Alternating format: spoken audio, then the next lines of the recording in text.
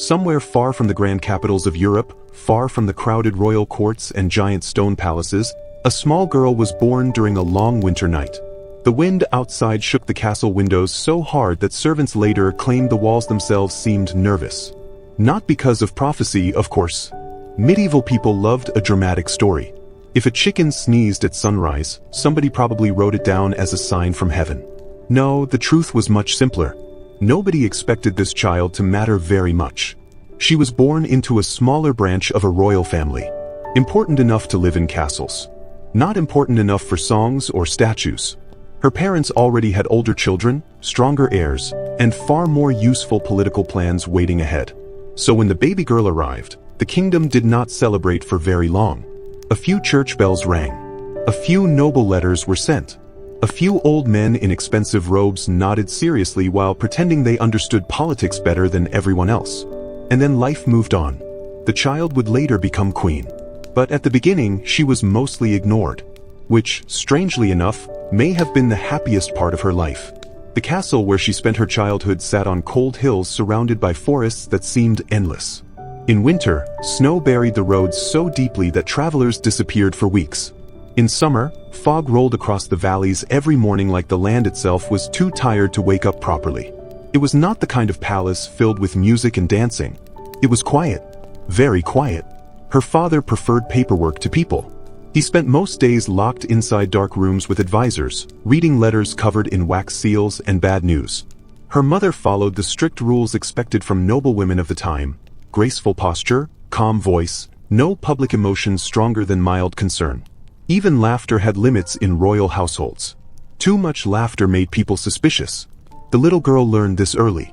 As a child, she spent most of her time with tutors, servants, and religious instructors who believed happiness was something best enjoyed carefully and in moderation. She studied languages she barely understood. She memorized prayers before she understood their meaning. She learned how to bow correctly before she learned how to play freely. At breakfast, she practiced posture. At dinner, she practiced silence. Royal children were not really raised like ordinary children. They were shaped slowly into symbols.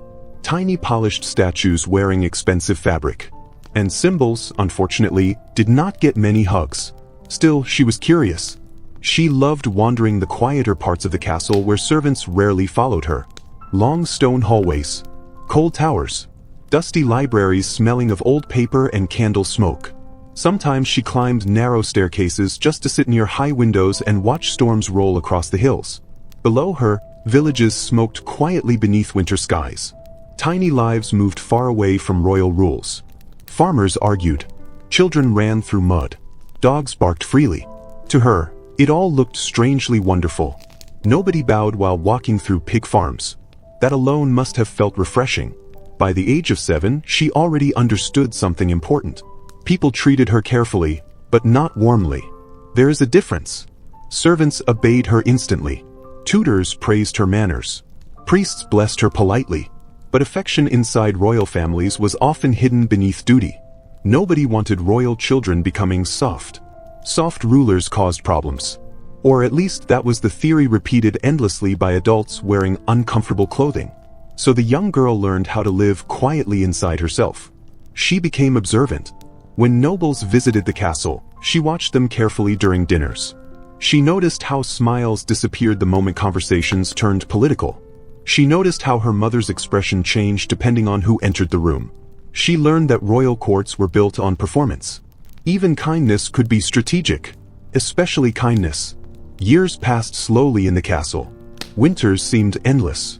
Candles burned late into dark afternoons. Snow covered gardens for months at a time.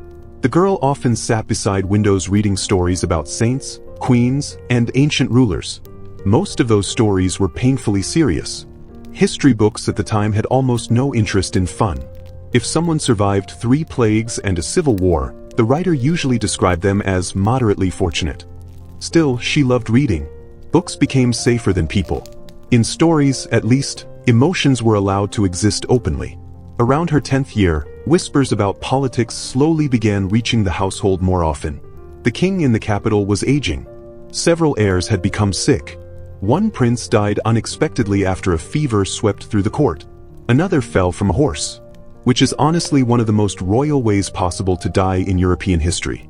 Kings and princes spent half their lives climbing onto dangerous animals while wearing shoes completely unsuited for survival. At first, none of this seemed connected to the young girl. She still studied music in cold rooms, still practiced formal dances, still stitched embroidery while elderly noblewomen corrected every tiny mistake like military commanders preparing for battle. But gradually, the adults around her changed. Visitors increased. Letters arrived more frequently. Conversations stopped when she entered rooms. And for the first time in her life, people began looking directly at her. Not through her, at her. One winter evening, she entered a dining hall unexpectedly and found her parents sitting silently beside several royal advisors. Maps covered the table. Candles flickered low against stone walls. Nobody smiled. Her father looked exhausted. Her mother looked frightened. The girl understood immediately that something had changed. Nobody explained much to children in royal families. Adults preferred mystery, probably because confusion sounded more intelligent when spoken slowly in candlelight. But she eventually learned the truth. The line of succession had weakened badly. Deaths, illness, and political instability had pushed distant relatives closer to power, including her family, including her. Suddenly, the child nobody expected to matter had become important. And importance, sadly, often destroys peace. From that point onward, her education became stricter. Much stricter. She no longer studied simply to become a well-mannered noblewoman. Now she studied diplomacy, court politics, dynastic history, religious conflict, foreign kingdoms. She learned how royal marriages worked like business contracts wrapped in velvet and gold. She learned that queens were expected to produce heirs, calm political tensions, and smile gracefully while doing both, preferably without complaining. History rarely asked queens whether they were happy, only whether they were useful. As the years passed, the girl grew quieter. Not cold, not cruel, just careful. Very careful. Because by then she understood something few children should ever need to understand. Inside palaces, loneliness could become enormous. Even surrounded by hundreds of people. And somewhere beyond the snowy hills and dark forests, beyond the safety of her childhood castle, a crown was slowly moving closer toward her life. Like a shadow arriving one slow winter at a time. By the time the young girl reached her teenage years, the quiet life of her childhood had almost completely disappeared. The castle that once ignored her now revolved around her every movement. Servants opened doors before she touched them. Tutors bowed lower. Nobles suddenly laughed at jokes that were not very funny, which, sadly, is one of the oldest traditions in royal history. The future queen noticed all of it, and she trusted none of it. Outside her windows, winter still covered the hills in silver snow. The forests remained dark and endless. But inside the palace, everything had changed shape. Now every hour of her day belonged to preparation. Preparation for court life. Preparation for duty. Preparation for becoming less of a person and more of a royal object wrapped in silk. She woke before sunrise most mornings. First came prayer, then lessons, then music, then language studies, then formal meals where even holding a spoon incorrectly could apparently threaten the stability of Europe. Royal courts loved rules. Rules for standing, rules for sitting, rules for greeting nobles, rules for entering rooms, rules for leaving rooms. At some courts, nobles argued for years over who had permission to stand closest to the king during ceremonies. Imagine dedicating your entire adult life to becoming third closest man near chair. History can be deeply strange. The young future queen learned quickly that ceremony mattered almost as much as politics itself, because ceremony created illusion, and monarchies survived on illusion. The illusion that rulers were chosen by heaven. The illusion that royal families were graceful and united. The illusion that people wearing giant powdered wigs somehow understood the universe better than everyone else. At first, she found court rituals exhausting. Every movement had to appear calm and effortless. Even eating required performance.